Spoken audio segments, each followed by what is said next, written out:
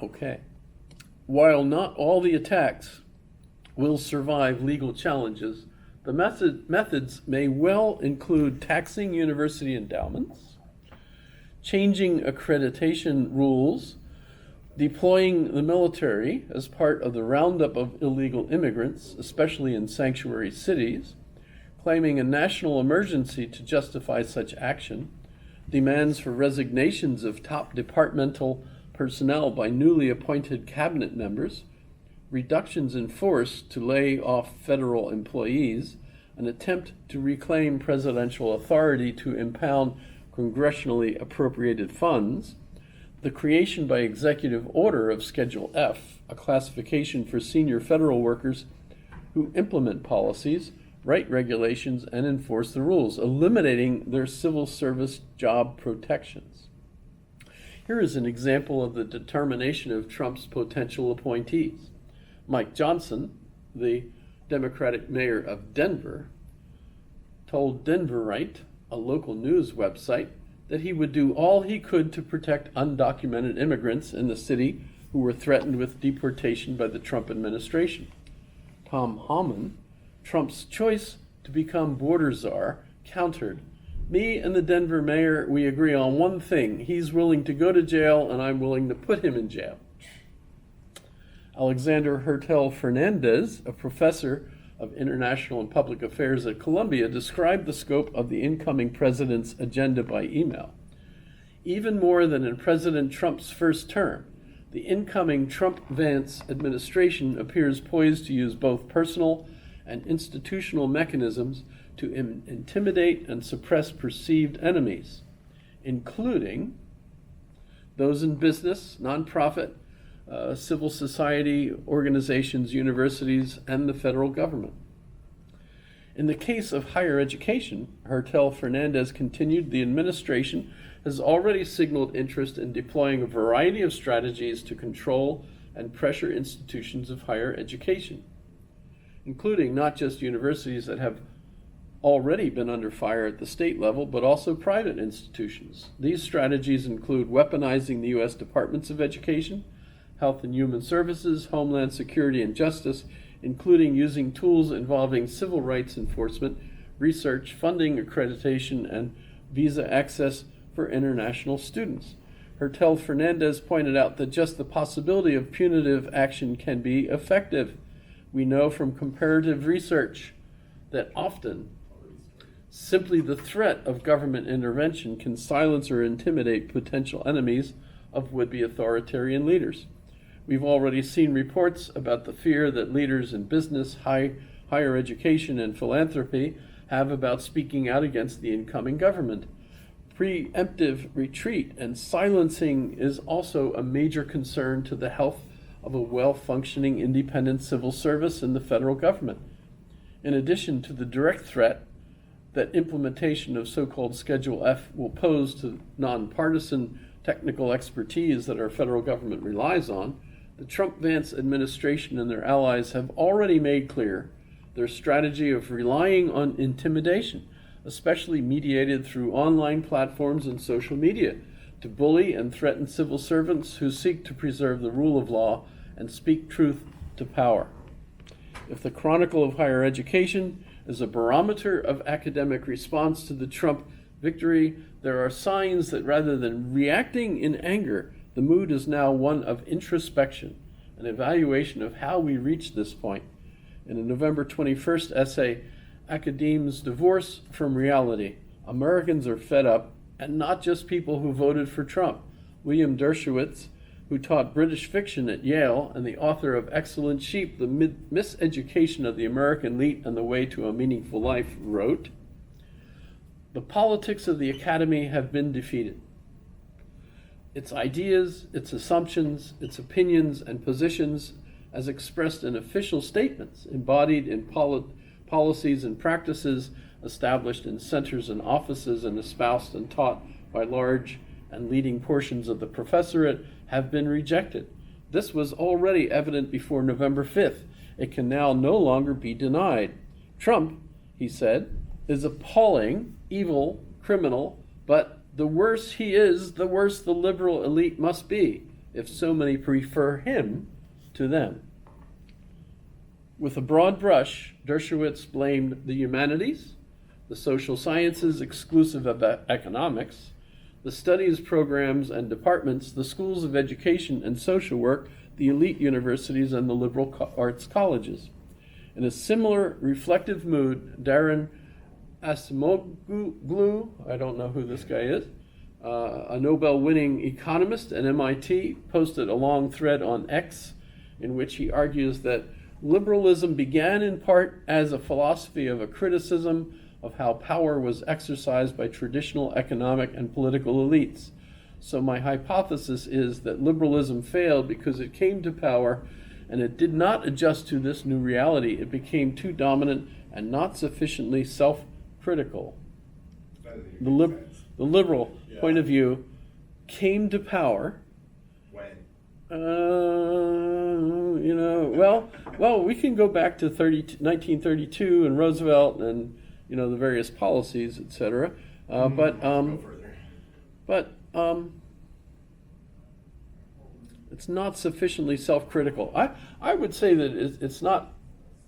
That's one of their biggest problems, is they're so self-critical. There are so many different Oh, groups within the Democratic Party that don't agree on anything. They're incredibly self-critical. Anyway. Well, and coming from a Hegelian point of view, where I like to think of society as these people think this, these people think this, these Right. people think this, these people think this. And So when many. somebody says, well, what do you think? I look at them confusedly and I say, well, I think these people think this, these people think this, these Right. people think this, these people think this. And then they say, but what do you think? They want me to pick one of those groups. And I'm like, no. My opinion is that these people all think these different things, and I'm not taking sides. I'm not one of the folks that goes to the football game and cheers for one side. Actually what I usually do is cheer for whoever's losing, which makes the game more exciting, because someone's always losing. Right. So, I'm always on the losing side, until the very end. If the losing side gets the last winning field goal, I feel, yes. We do go Who won? Is that the end of the essay? No. Sorry. No, you're good. That's right, you turned it off. Okay, so, no, we're 3/4 of the way. It is a long one, That's fine. but it's a good one, I think. So far. So here we go. Even through the Reagan administration, Acemoglu wrote, 3 tenets of the New Deal liberalism survived and gradually became stronger. Cultural liberalism, with emphasis on individualism, and this gets a little confusing here because I think of individualism as a main principle of the United States, not just liberalism. Autonomy and progressive cultural attitudes, that's all part of the first tenet. Number 2, the empowerment of educated elites in the form of both technocracy and meritocracy, but going beyond just technical matters and extending to issues such as moral values. And 3, an emphasis on establishing procedures for predictable implementation of laws and regulations. What is the problem? The ascendance of these 3 tenets without adequate opposition is the source of liberalism's failure, Acemoglu writes. It is one thing to defend minorities. It is an entirely different thing to impose values on people who do not hold them. For example, telling people what language they can and cannot use. I had to discuss this with my daughter yesterday to figure out what did they mean by that. And I I get it. yeah, well, in any case, without the adequate balance of power, cultural liberalism shifted more and more toward the latter. These and other excesses by the left created, in Acemoglu's words, the impression among many people that liberalism is hectoring them, is arrogantly putting them down, and is not even efficient in what it attempts to do. It is true, some of this discontent is not manufactured by talk shows and right-wing media and social media, But some of it is real. The success or failure of Trump's bid to use the government as a weapon against the left is likely to be determined by the extent to which his appointees can gain control of the federal regulatory and grant-making apparatus.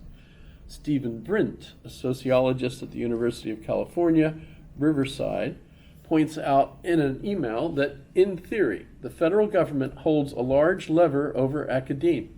That lever consists of more than $111 billion in financial aid to colleges and universities and about $55 billion in research funding. Brint noted that during his first term, Trump proposed eliminating the National Endowment for the Arts, as well as cuts to the science agencies. These proposals went nowhere, and I don't think they will go anywhere this time either. The difference in 2025, however, is that Trump will try to use Schedule F to put his own appointees into jobs that oversee the distribution of financial and other resources, in part to move them from liberal to conservative institutions and arenas. One liberal project Trump is determined to stamp out is the valorization of what has come to be known as DEI, diversity, equity, and inclusion, which the consulting firm McKinsey describes as three closely linked values held by many organizations that are working to be supportive of different groups of individuals, including people of different races, ethnicities, religions, abilities, genders, and sexual orientations. In brief, those values represent everything Trump and his MAGA troops now seek to eliminate from American life. In a November 29th article, Trump team has Ivy League in sight as it gears up attacks on DEI. Bloomberg reported that Christopher Rufo, a senior fellow at the Manhattan Institute and a muscular critic of DEI, he must lift weights. That's a joke. Was invited to Mar-a-Lago to brief Trump officials. According to Bloomberg, Rufo proposes to tie federal funding to ending diversity, equity, and inclusion programs at all public and private universities. Potential restrictions could threaten billions of dollars of federal funds that Ivy League colleges secure every year for research in other areas. Harvard alone received $686 million during the past academic year, its largest source of support for research. I hope the president turns the screws on DEI in the Ivy Leagues, Rufo told Bloomberg. This would put conditions on federal funding, especially the Ivy Leagues, if they practice discrimination regarding DEI. If you don't, remember this, I just point out that the argument has been this is reverse discrimination. Right. When you I know try, the argument yeah. well. Oh, okay. If you don't stop discriminating and violating the law, you will no longer be qualified for federal funding, Rufo continued. I think that is the way forward and that universities would buckle immediately. In the view of Ruth Ben-Ghiat, a historian at NYU and the author of the book Strong Men, Mussolini to the Present, MAGA has already won half the battle. In an email she wrote, "Our democracy has sadly already devolved into a captured state, certainly as concerns the judiciary, thanks to the diligent work of the Federalist Society and state-level GOP machinery, as well as the Supreme Court, which handed Trump what autocrats such as Viktor Orban, premier of Hungary, have to work years to achieve: immunity for official acts, even if those involve sending a SEAL team to execute a political assassination plan." The next step, according to Ben-Ghiat, would be taming the media. We can expect Trump and company to use pressure, lawsuits, creative application of regulations, threat, and all the other autocratic tools to transform the landscape of media and institutions so that opposition voices have smaller reach, are more muted, including by self-censorship due to threats, and are replaced increasingly by an even more souped-up fire hose of falsehood. Gordon Abner, a professor of public policy at the University of Texas, Austin, similarly argued by email that in some respects, American institutions have already begun to accede to Trump. I don't think Trump has to change as many laws, rules, and regulations as people think. Corporations, universities, and nonprofits are already getting rid of DEI without Trump having to do anything other than use his oratory skills. Many leaders either agree with his messaging and or believe their clients and donors agree. Universities are already weakening their tenure policies, and accreditation standards require that universities adhere to the law. So if states